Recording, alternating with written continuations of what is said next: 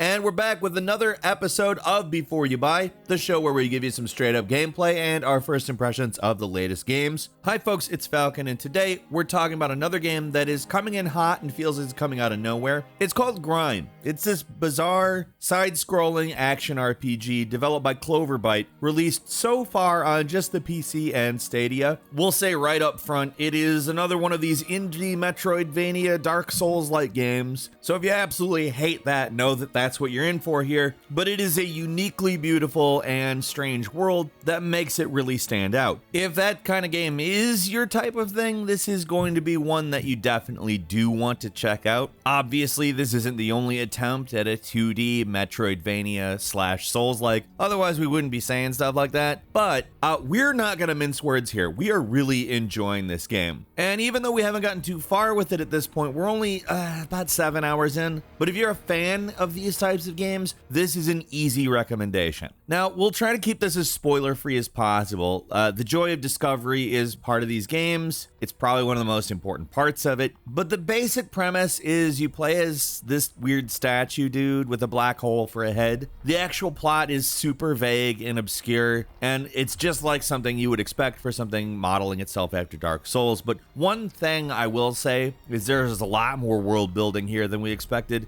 We kind of went into it thinking this is going to be a bunch of abstract nonsense, and just to be clear, it is. If you've watched the trailer at all, you probably are a little confused as to what's going on. Again, you're a guy with a black hole for a head, and really everything going on around you has some form of weird, grotesque quality to it. But there is a world, there's lots of characters, there's history to learn about, and it's all actually genuinely interesting too. It also helps that there are some immediately charming characters you meet along the way, like this boulder-headed guy who, as the game goes on, builds a cult in your honor. Like, there's a lot of funny little details like that, like this quarry where these little dudes are digging up more little dudes. There's a lot of life and detail to the world, and that's something that I really like when developers go that extra mile and make their worlds more interesting. Your eventual goal is to reach a palace and most likely confront the mothers, which for what reason we don't exactly know yet, but it's all really intriguing. During our time in this world, we've explored every nook and cranny we can because we're trying to basically find out everything it has to offer. This is a genuinely extremely interesting world, and thus far we found it worth the time. And the actual gameplay is extremely strong as well, which is obviously the reason why we're directing you towards this game. Jumping and moving around feel really good right from the get-go. A lot of games like this don't really take the time to nail the controls, but this one really does. I never felt like I was missing a jump I should have reached or got hit by an attack I feel like I should have missed. Everything makes sense, it acts like it should, and the basics are just solid as hell. Now, the main gameplay loop has you explore this continuous environment, pick up treasures, find secrets, and fight enemies. As you're exploring the world, you fight bosses that reward you with new powers that allow you to go to new places that you couldn't before. You know, a Metroidvania. Anyone who plays this kind of game knows exactly what I'm talking about here, and if it sounds like a slightly labored explanation, it's because I've done some variation of that a million times talking about these games. It's not the most important part of the game. This game checks every one of the Metroidvania boxes. Now, it is also definitely closer to being a Soul-style game than a Metroidvania-style one, because you've got a soul currency called mass, you've got a stamina bar, weapon damage, which scales to certain stats, and you take fall damage. Mass can be used to upgrade stats or buy items from the various vendors that dot the world, and there's even a Soul-style weapon upgrade system. All that stuff is fairly derivative, and while the game does a lot to make it fit in this world, I really hesitate to say that there's anything particularly new here, but it is really well done. Like, combat is another big highlight of this game. You got weapons to collect, there's a surprising amount of them, they all have unique move sets. You can go in swinging like crazy if you want, but the main thing with combat in this game is the parry.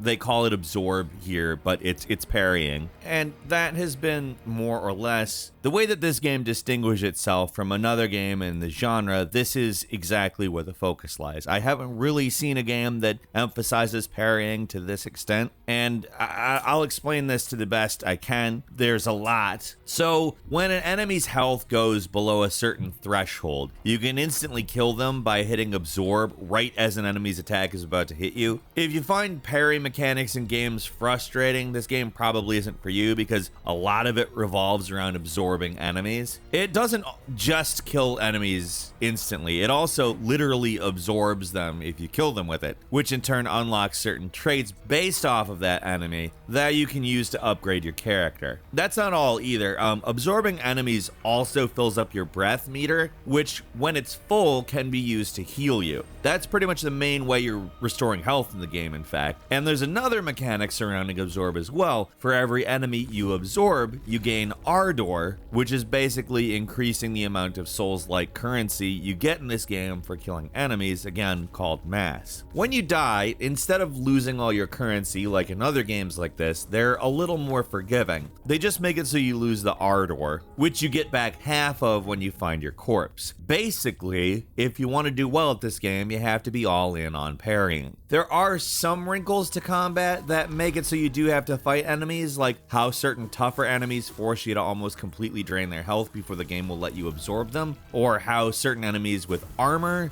parries against them are a lot less effective. The way combat works, you can find yourself getting absolutely overwhelmed and destroyed, or once you've learned an enemy's patterns, you may end up just totally dominating. With that said, the game is not an easy one. It's not like brutally hard or anything, but it can be very challenging, especially after you get through the first couple of areas, which is when the kid gloves come off. If there are any negatives we want to give the game, it's that the opening is a little slow. The first area, which is basically just a cave, can take a little while to get through, and it's not viscerally interesting in any specific way. Later areas get a lot more weird, but that starting area is more about slowly easing you into the world than throwing you in head first, but it does go a little bit long. The boss at the end is something else though. So far, bosses have been a real highlight. They're bizarre and challenging, but I can still tell what's going on and their attacks are really readable and clear. When you get to one, the music swells and the bizarre visuals really get a workout, and you can tell a lot of love went into these grotesque creations. Enemy variety in general, outside the bosses, also great. There's a ton of weird things that you take on in this game, including a lot of mini bosses that reward you with prey points when you kill them, which you can use to upgrade your traits, so there is actually a strong incentive to hunt these guys down. Having a lot of unique enemies is always something I like to see in games like this, and this game does not disappoint on that front. Getting back more into the feel of the game though, the music is really good. It's more orchestral and traditional than you might think from the visuals of this game, but it really complements things well. Even if when you're exploring it's mostly just going for ambience, there are moments where it builds up, like during boss encounters or in certain cinematic moments, and at those moments it's really great. Sound design also very good. Nothing mind-blowing, but combat's really chunky sounding. There's strange mutterings from various weirdos as you talk to different people in the world. It's charming and fun and brings the world to life. Another positive, at least for us so far, is that the game seems relatively bug-free. Like, we've seen one or two really minor bugs, but for the most part the game plays really smooth. We have not had hiccups. I mean, this is purely circumstantial, but while there might be more bugs out there we just haven't seen, on our computer here, everything's pretty solid. From far away, you would think Grime's gameplay is just as bizarre as its visuals, but it's really not. Instead, it's just a really solid and well-built game with a huge world. There's a ton to explore, there's a huge variety of weapons to use, and again, the amount of enemies you're gonna see and the variety between them, massive as well. It is not for the faint of heart, I will say. It can be pretty nasty when it wants to be, and I don't mean just in difficulty level, I mean like there's some grotesque enemies in this game.